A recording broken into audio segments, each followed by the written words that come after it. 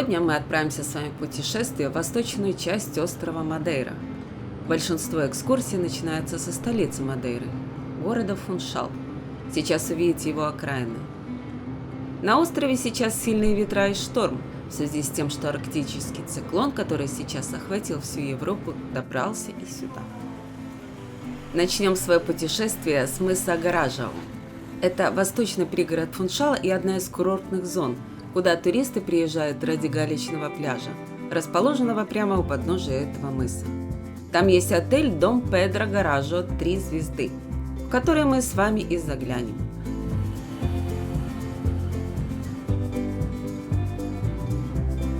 Отель находится в 9 километрах от Фуншала и в 11 километрах от международного аэропорта Мадейры.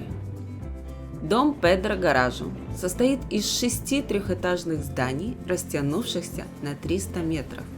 Этот отель – один из самых экономичных отелей и очень популярен у молодежи. Отель достаточно удобно расположен. На автобусе до Фуншала всего 15 минут езды, а до пляжа можно дойти всего за 7 минут. На его территории работает экскурсионное бюро, есть прокат автомобилей.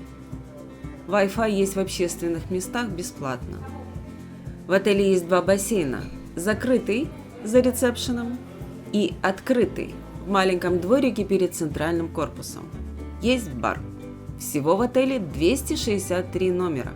Есть номера Twin Sea View, Twin Garden View и Superior. Мы с вами посмотрим номер Twin Garden View. Площадь такого номера составляет 24 квадратных метра. В номере есть 1 двуспальная кровать или 2 индивидуальные кровати, а также дополнительная кровать для 3-го гостя. В некоторых номерах есть мини-кухня с электрической плиткой и холодильником. Максимальное размещение в этих номерах 3 человека. Напротив отеля можно найти много магазинов и баров.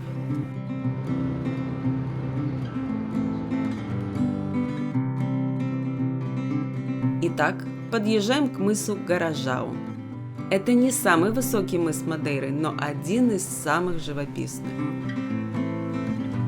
С него открывается красивая панорама Фуншала, и можно увидеть самую известную статую Мадейры – статую Христа, которая была установлена на острове в 1927 году. Самая большая статуя Христа, как вы знаете, находится в Бразилии.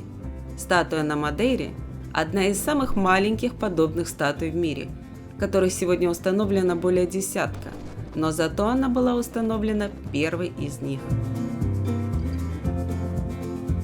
Слова благодарности на Мадейре звучат чаще, чем просьбы о помощи. Таков менталитет местных жителей. Мыс Гаражау еще и заповедник. Воды вокруг него являются морским заповедником. Прямо у подножия этого мыса расположен галечный пляж Кристо Рей Бич, на котором находится один из дайвинг-клубов Мадейры. Дайвинг здесь глубоководный.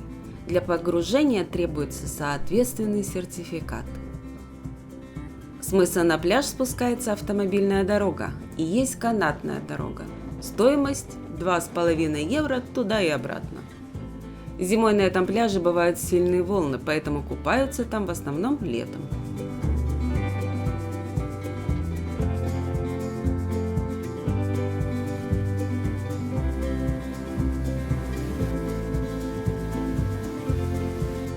Теперь мы отправляемся в горы, поднимемся на высоту около 1 километра для того, чтобы познакомиться с лесными массивами Мадейры. Сейчас вы видите дерево, цветущие ветки которого всем знакомы. Это мимоза. Некоторые деревья красиво заросли мхом или шайником.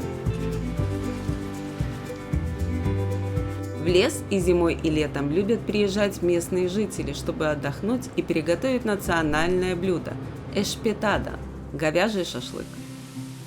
В горах есть специальные стоянки для пикников. Это крытые каменные мангалы для разжигания огня. В это время года в горах часто идут дожди и образуется много водопадов. Возле одного из них мы делаем остановку.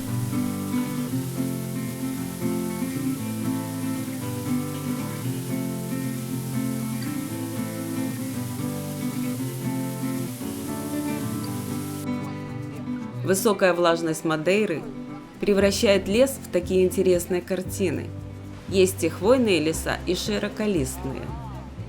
Это не только родные для Мадейры сосны и можжевельники, но и завезенные туи, лиственницы, кедры и криптомерии. Большая часть деревьев и растений на Мадейру была привезена с разных регионов планеты. Есть в лесах много грибов и ягод.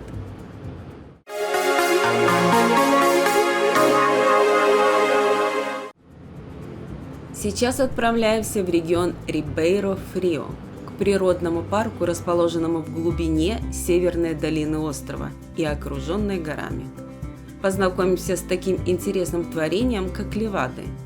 Это популярное место отдыха и пешеходных маршрутов, как для местных жителей, так и для туристов. Пешеходных левад в Рибейро-Фрио две. Одна левада идет по Лавровому лесу. Конечной ее точкой является смотровая площадка с изумительными видами. Вторая – Левада де Фурадо, более сложная протяженностью 11 километров. Левады – это проложенные в горах каменные водоводы, по которым вода собирается и попадает к жилым домам и сельским хозяйствам. На острове построены 1500 километров этих каменных водоводов, вдоль которых проложены тропы, предназначенные для их обслуживания. Сейчас эти тропы превратились в многочисленные пешеходные тропинки, по которым ходят любители активного отдыха со всего мира. Мы немного пройдемся по одной из них. Есть тропы длиной до 13 километров. На маршруте иногда встречаются маленькие пешеходные туннели, длиной по 100-150 метров, которые надо пройти с фонариком. Прогулки бывают разной сложности и продолжительности. Интерес представляет то, что эти левады проложены через уникальный реликтовый лес, который охраняется ЮНЕСКО. Прогуливаясь здесь, можно увидеть не только лес с множеством громадных фиговых деревьев, но и горные реки, озера и водопады. Чистейший горный лесной воздух, чувство единения с первозданной природой наверняка придаст вам силы и зарядит бодростью. Для походов по таким тропам рекомендуется специальная обувь. Лучше всего для этого подходят кроссовки. И не забудьте взять с собой теплые вещи, так как на высоте другой климат и очень часто бывает прохладно. Захватывающий вид и завораживающие красоты здесь гарантированы. Мадейру называют райским островом, еще и по причине отсутствия здесь опасных для человека животных и насекомых. На острове нет и никогда не было змей, ядовитых пауков и москитов. В дикой природе встречаются только кролики. Внизу спуска находится форельная ферма. На ее территории имеются несколько бассейнов, в каждом из которых рыба отсортирована по размерам, от крошечных мальков до уже крупной и взрослой. Здесь же находится несколько закусочных и сувенирных лавок. Мадейра – это не остров, это архипелаг вулканического происхождения, в который входят и остров Порто-Санто, и необитаемые острова Дезертаж, которые являются заповедником. На этих островах обитает небольшая колония морских волков, тюленей-монахов. Это очень редкая разновидность тюленей. Лавровый лес на Мадейре, в котором растет дикий лавр, уникальный и больше не встречается нигде, кроме островов пояса Макаронезии. Это блаженные или райские острова, острова Мадейра, Азоры и Канары. На Канарах растет лавр канарский, на Азорах растет лавр азорский, а на Мадейре растет лавр канарский, лавр азорский и еще несколько разновидностей древнего лавра. В отличие от лавра благородного, этот лавр несъедобен, более того, он ядовитый. Вся вода на Мадейре питьевая. В жилых домах с крана течет питьевая вода, которую местные жители пьют сырой.